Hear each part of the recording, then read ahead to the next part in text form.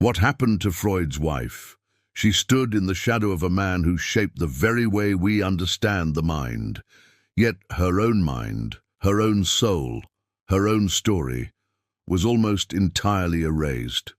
What happened to the woman who stood beside Sigmund Freud? What happened to Martha Bernays, the forgotten wife of the father of psychoanalysis? In the grand halls of history, some names echo louder than others. And in the echo of Sigmund Freud's, you'll barely hear hers.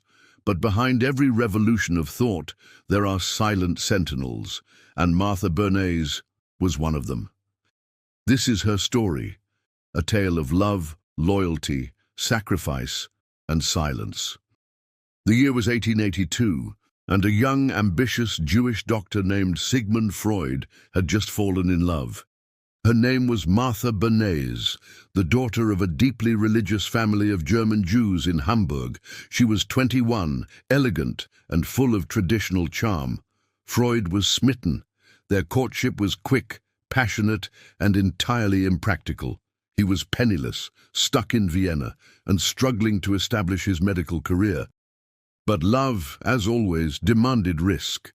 "I will make my name, Martha," he promised her in a letter, "and then I will come for you."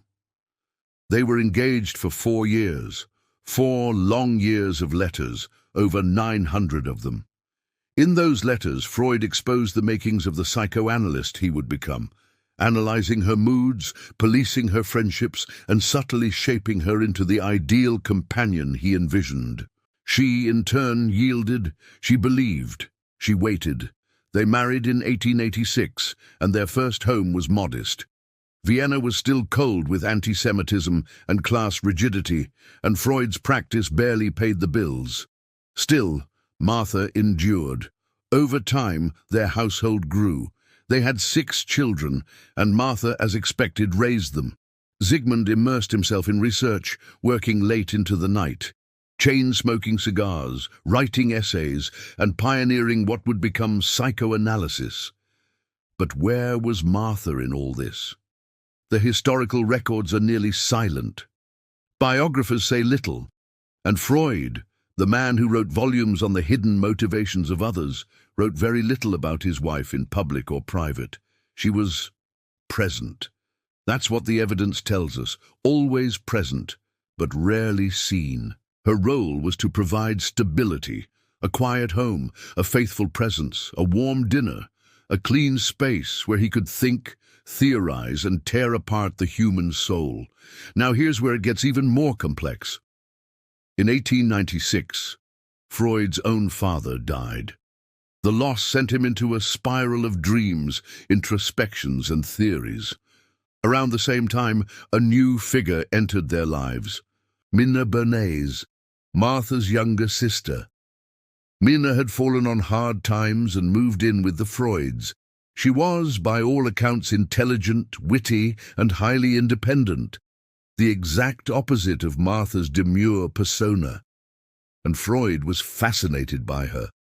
The two grew close, often traveling together, attending conferences, and spending long hours in private conversation. The question that has haunted historians ever since is this: did Freud have an affair with his sister-in-law? There are clues. Hotel records from 1898 place Freud and Minna in a Swiss resort together, registered as husband and wife. There are references in his letters to Martha about Minna being an essential presence. Even Carl Jung, Freud's protégé turned rival, once claimed that Minna confessed to the affair, but nothing is definitive. What we do know is this: Martha never said a word about it. Whether she knew, suspected, or chose to ignore it remains a mystery. While Freud climbed the intellectual ladder, Martha's life became increasingly confined. She managed the household, guided the children, and entertained guests who discussed ideas she was rarely invited to participate in. Their sons went on to live brilliant or tragic lives. Their youngest, Ernst, became an architect.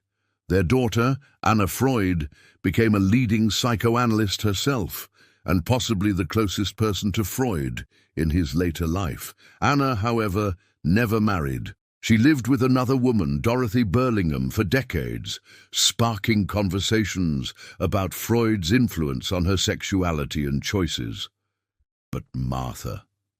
She stood still. She was the gravitational center of a family orbiting around a single enormous star. Then came the storm that changed everything. Nazi Germany. Freud was a Jew. His books were burned. His ideas were called Jewish science. The Gestapo raided his home. It was clear they had to flee. By now, Freud was old, sick with jaw cancer from decades of smoking, and weary. The family escaped to London in 1938, but only after long negotiations and bribes. Tragically, 4 of Martha's sisters were killed in Nazi camps. She never recovered from that loss. Freud died in 1939, just 1 year after their exile. His final days were painful, and he reportedly asked his doctor to help him end his suffering. Martha was with him until the very end, quiet, steady, enduring.